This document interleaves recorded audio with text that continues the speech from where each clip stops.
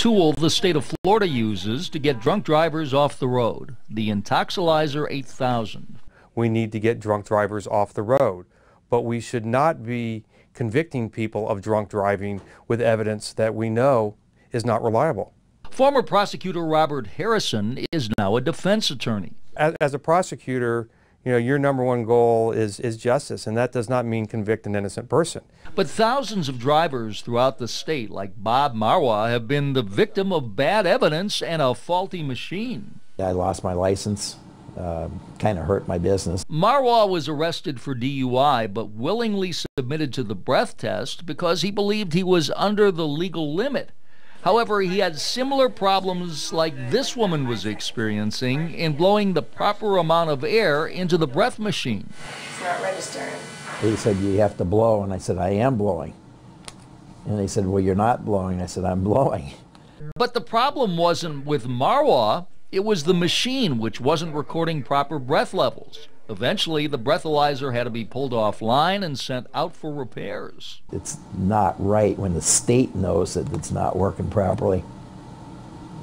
And there's emails to that effect. These letters show a Sarasota deputy noticed there was a problem recording breath samples and breath flow levels as far back as 2007. When the deputy says there's a problem, he calls an inspector who comes down and says, man, you're right, there is a problem. And he writes it in his notes. Correct.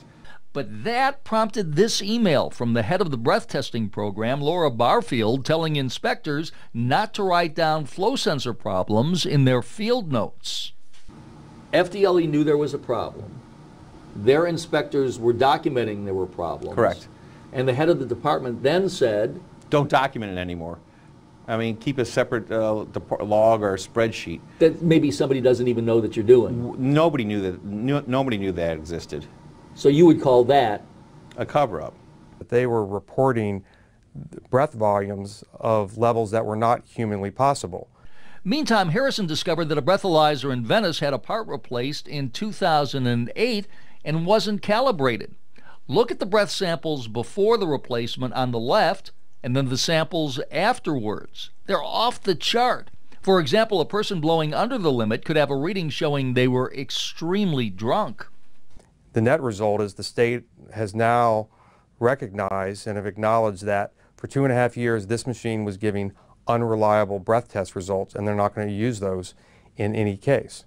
But Harrison discovered the Florida Department of Law Enforcement, which is in charge of the breath testing program, knew about the problem almost 3 years ago. We are now learning that going back in 2008, one of the former FDLE inspectors was insisting that they start doing these inspections. Meantime, the FDLE didn't share the information about the faulty machine. And the entire state could be affected. Harrison did further research and discovered the Intoxilizer problems weren't limited to Venice. And he says anybody convicted of a DUI because of a breath test in the past 2.5 years should contact their attorney. And as we were starting to look through the records, we have found that almost half of every Intoxilizer used in the state of Florida is not properly calibrated. And several, including Bob Marwa, who were arrested for DUI and were tested on faulty machines, have had their convictions thrown out.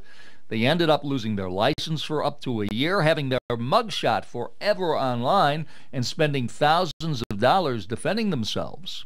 Not at all. You shouldn't be driving and drinking. But by the same token, if they're going to convict you, they should do it fairly. But it appears in many instances that's not the case in the state of Florida. Mike Deason, 10 News.